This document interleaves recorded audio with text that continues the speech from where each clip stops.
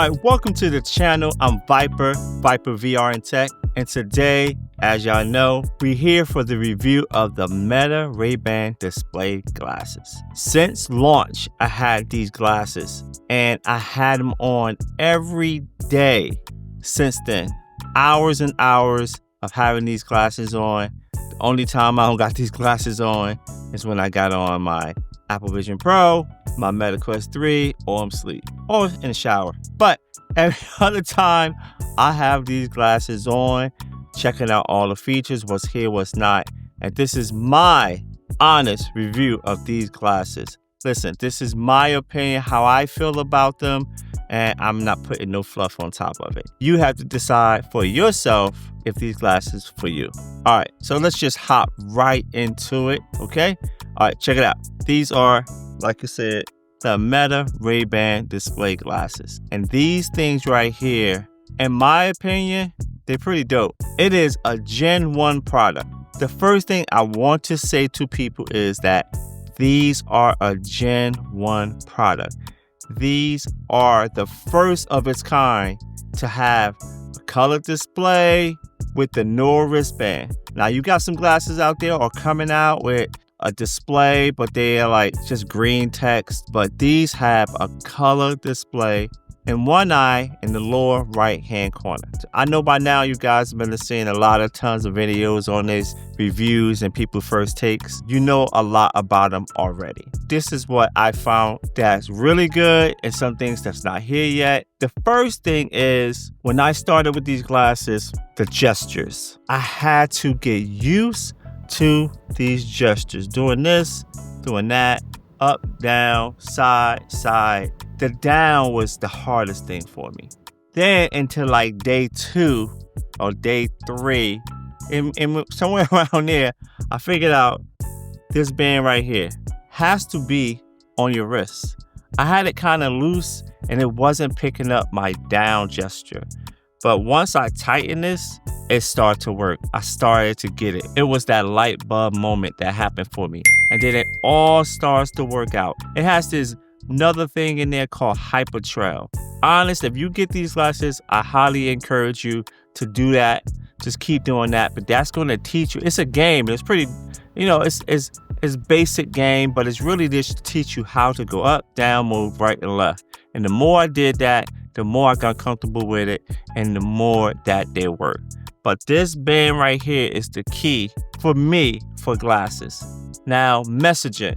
Everybody got their own opinion about it. For me, it does work with iMessage.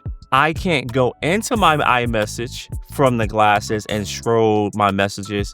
But if someone messaged me through iMessage, I can go to my alerts or go to my notifications and click on that message, and then I can respond to it.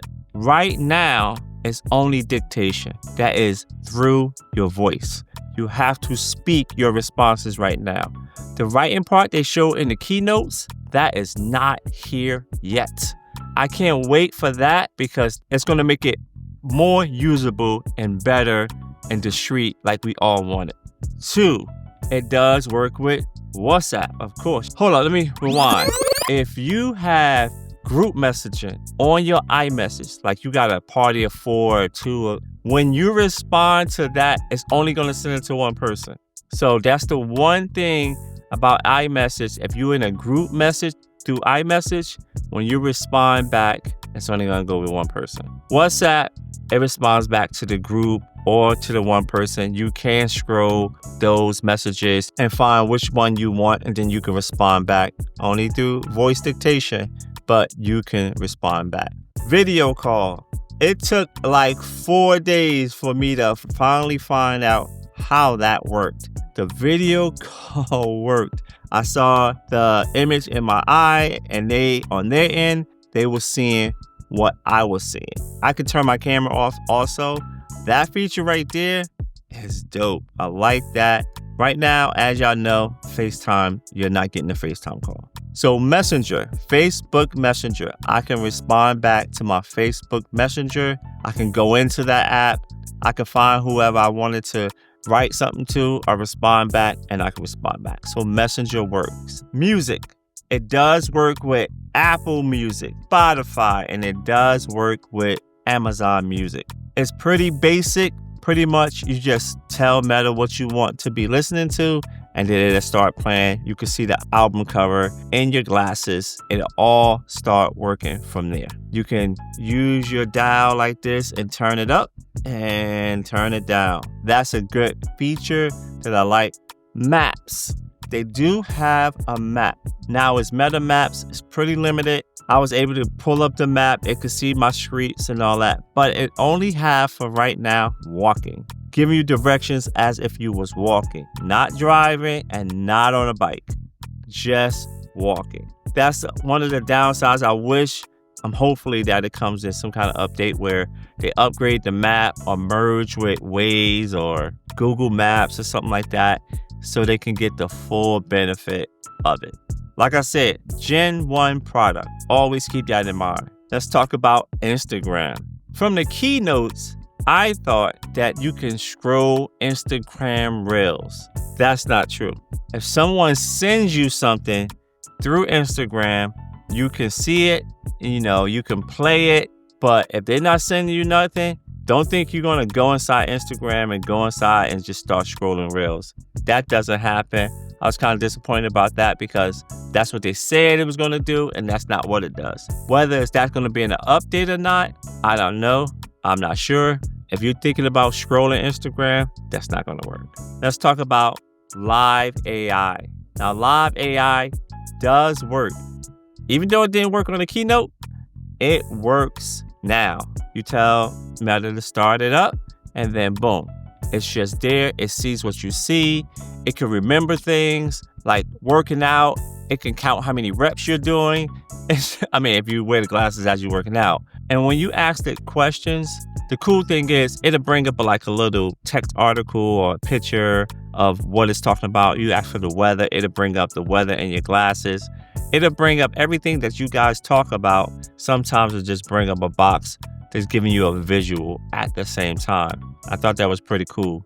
One of my top features that I like about these glasses is translation. Translation English to English, translation Spanish to English. I love this. It's super quick, in my opinion. Half a second, maybe somewhere around there. Half a second. I put on a YouTube video that has Spanish. 2 people was talking, and I was reading everything they were saying. That part is great. And then the English to English, if you with a group of people, if you're trying to talk to somebody and they're a little bit far down the table and you can't really hear what they're saying, all you need to do is focus on them, and then that English to English will start focusing back to you. Pictures. When you're taking a picture, which is pretty cool, every time you take a snapshot, it shows there. If you take video, it shows in your lens. The drop the mic feature is that you can zoom in the picture. Before with Ray-Bans, you was looking at the subject, but you never knew how you was framing that. Now with these glasses, you can zoom into that frame and take a real picture with these glasses. And to do the video, to be able to zoom in and out of the video. And the brightness of this display is pretty bright. I never have it all the way bright. It's just too bright. It's really bright. So I always have it a little bit more than halfway. And I think that's like a perfect medium for me. That's where I have it. The audio is pretty good. The one thing that I'm used to is having earpods in my ear all day. The sound quality from earpods is a lot different than the ones that come from the glasses. I start getting used to the ones in the glasses because I kind of stopped wearing my earpods to just focus on the glasses. And it's pretty good too because I used to wear my earpods all day.